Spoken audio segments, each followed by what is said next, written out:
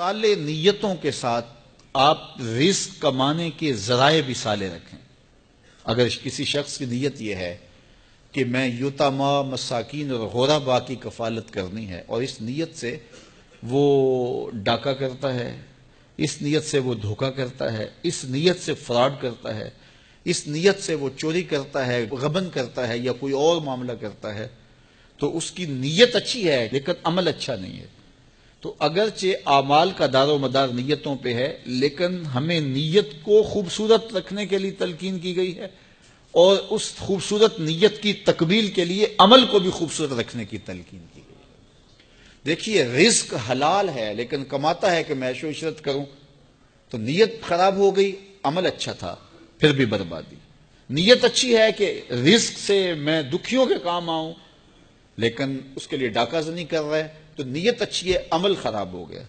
نہ عمل خراب ہو نہ نیت خراب ہو، عمل بھی خوبصورت، نیت بھی خوبصورت، پھر سونے پر سہاگا ہوگا اور اس کا اجر اور اس کا ثواب بھی ملے گا۔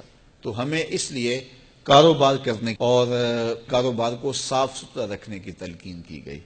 اب اگر ایک شخص کاروبار کرتا ہے اور وہ رزق بھی پاک رکھتا ہے اور اس کا طریقہ کار بھی شرعی اصولوں کے مطابق ہے، آپ سنیے رسول کریم کیا فرماتے ہیں: التاجر الصدوق الامین مع النبیین والصدیقین والشہداء، سچا تاجر قیامت کے دن نبیوں، شہیدوں اور صدیقوں کے ساتھ اٹھایا جائے گا۔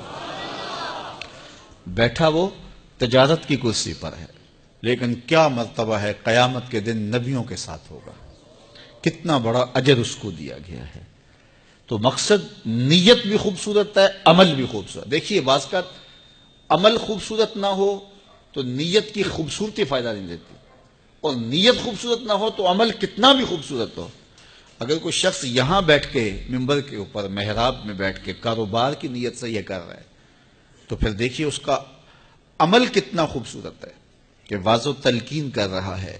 ممبر و محراب یہ وراثت ہے انبیاء کی، لیکن اس کی نیت اس سے حصول زر ہے، لوگوں کے دل اپنی جانب موڑنے کے قصد سے یہ سب کچھ کر رہا ہے، تو پھر نیت کی خرابی کے باعث اس کا یہ عمل بھی برباد ہو گیا۔